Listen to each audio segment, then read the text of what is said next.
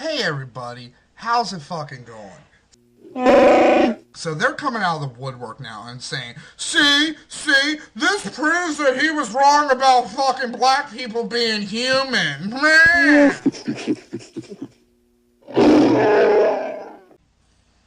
But they failed to fucking see the greater fucking irony here. Because here it is. Even if Evo is fucking lying here, that still does not make you right.